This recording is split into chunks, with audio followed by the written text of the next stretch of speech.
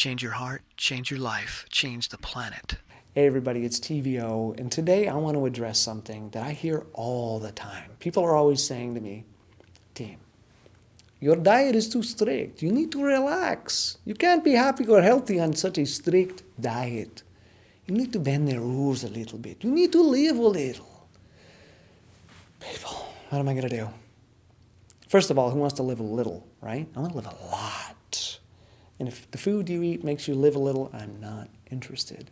But secondly, the word strict, let's look there. Do I have a strict diet?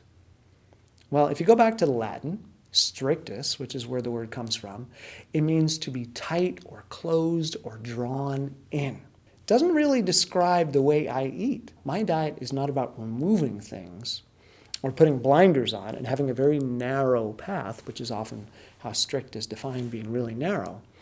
My diet is about being wide open to possibility. My diet is inclusive. I add things to my diet that make me feel good. That is my focus. My focus is not on removing things, which could often be considered orthorexic.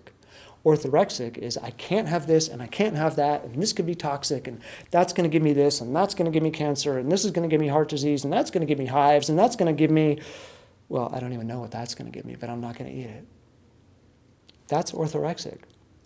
A compassionate diet is one where you add things. You say, ooh, when I eat kale, I feel really good. Or when I have a crap load of broccoli, not only does it taste good, but afterwards I feel good and then I can perform well.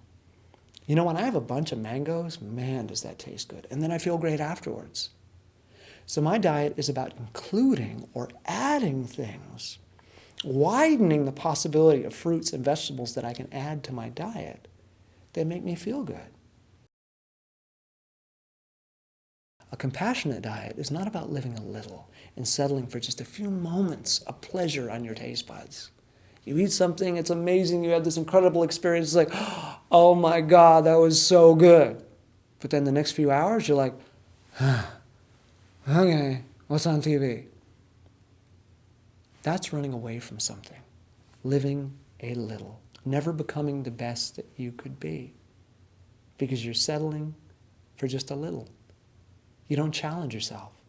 Because when we go towards comfort foods, we're trying to comfort a pain in us. We're trying to fill a hole in us. And if instead we just took some time and we sat with that pain, we sat with that discomfort, we were compassionate with it, we talked to it, we addressed it, and we said, hey, I can see you're in pain. And I'm going to sit here with you, and I'm going to hold your hand, and together we're going to work through this. We're not going to run away. We're going to do the work. It's going to be uncomfortable, and that's okay. Trust me. We will get better at this. We will get stronger. We will grow. This is not permanent. So a compassionate diet is one where we face our discomfort rather than running away and trying to medicate it, trying to comfort ourselves with food. This idea of having a strict diet is really just a matter of perspective. From the outside, you could say, well, you have really limited your possibilities. Okay, you're stuck in this narrow line of fruits and vegetables and nuts and seeds and maybe a grain or two every now and again. That's strict. Okay, that's got to take discipline. Look at all these things you had to give up. But I didn't have to give up anything. And I love the foods that I eat. And I move towards them because of the abundance they provide me and not away from anything else. It's a diet of self-love. It's a diet of, wow, these things make me feel good, and then I can function at a higher level, and that makes me feel better, and this just feedback loop, a positive feedback loop of, I eat well, I feel well, I perform well, I eat well, I feel well, I perform well. I don't see that as strict or limiting at all. But we can also look at a standard American diet from another perspective and see that it is also quite narrow from the outside. Most people on standard American diet are eating primarily grain products and animal products and maybe a fruit or vegetable here and there, maybe a little smattering of blueberry flavor in something that you ate. I know people that don't ever consume a fruit or a vegetable. It's like grain products in the sweet, fatty, or salty category. I think that's pretty limiting, don't you? So do you want a diet that makes you physically weak, or do you want a diet that makes you physically strong? So let's take a look at that word for a moment. Strong, strength. It comes from the German word streng, which means strict.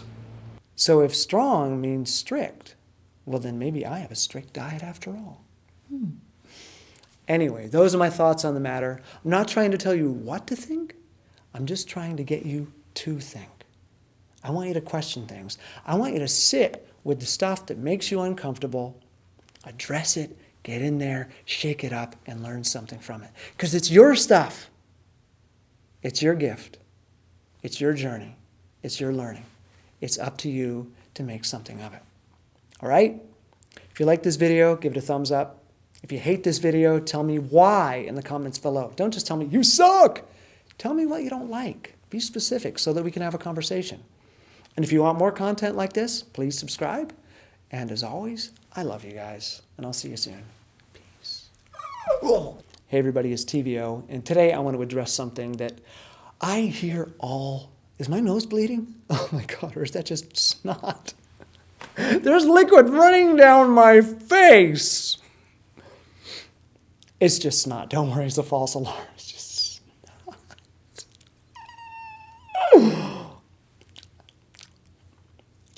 It tastes good.